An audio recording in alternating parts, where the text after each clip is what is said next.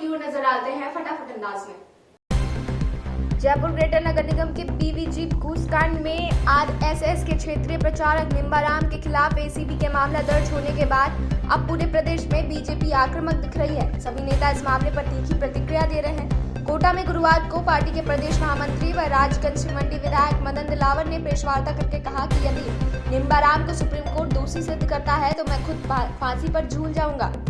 देश में गुरुवार को 46,000 से अधिक मरीजों की कोरोना रिपोर्ट पॉजिटिव आई, 58,000 ठीक हुए हैं और 843 की मौत हो गई। इसके साथ ही एक्टिव केस यानी इलाज करा रहे मरीजों की संख्या 13,000 की कमी आई है। अब लगभग 5,04,000 के करीब मरीजों का इलाज चल रहा है। देश में इस महामारी से जान गंवाने वालों का आंकड़ा 4 लाख के पार हो गया है। प्रवर्तन निदेशालय ने महाराष्ट्र राज्य को कोऑपरेटिव बैंक घोटाला मामले में उप मुख्यमंत्री अजित पवार से जुड़ी लगभग 65 करोड़ 75 लाख रुपए की संपत्ति जब्त की है। इसमें कोरेगांव में चिमनगांव स्थित चीनी मिल का जमीन, इमारत, प्लांट व मशीन शामिल है। ये प्रॉपर्टी 2010 में इसी कीमत पर खरीदी गई थी। इस मामले में अजित पवार ने कहा कि उन्हें जांच एजेंसी की ओर से कोई नोटिस नहीं मिला है और इसकी जानकारी नहीं दी गई थी।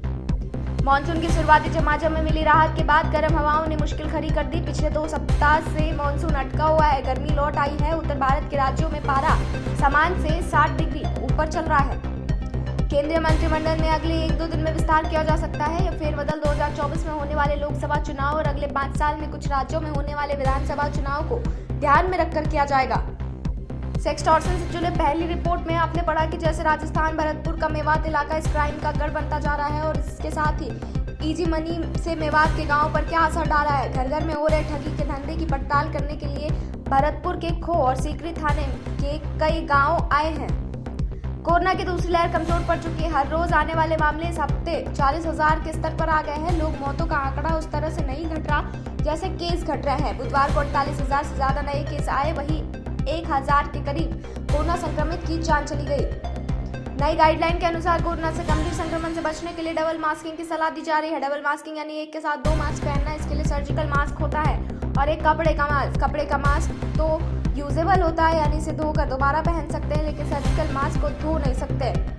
भारतीय टीम श्रीलंका के खिलाफ वनडे सीरीज का पहले कोलंबो में एंजॉय कर रही है। कप्तान शिखर धवन और उप कप्तान भुवनेश्वर कुमार सहित 20 खिलाड़ी गुरुवार को स्विमिंग पूल में मस्ती करते नजर आए। टीम के 13 जुलाई से श्रीलंका के खिलाफ 3 मैचों का वनडे सीरीज खेलनी है। इसके बाद टीम 3 मैच की T20 सीरीज भी खेलेगी। आज की खबरें फटाफट में बस इतना ही। देश और दुनिया की तमाम खबरों के लिए देखते रहिए News 9।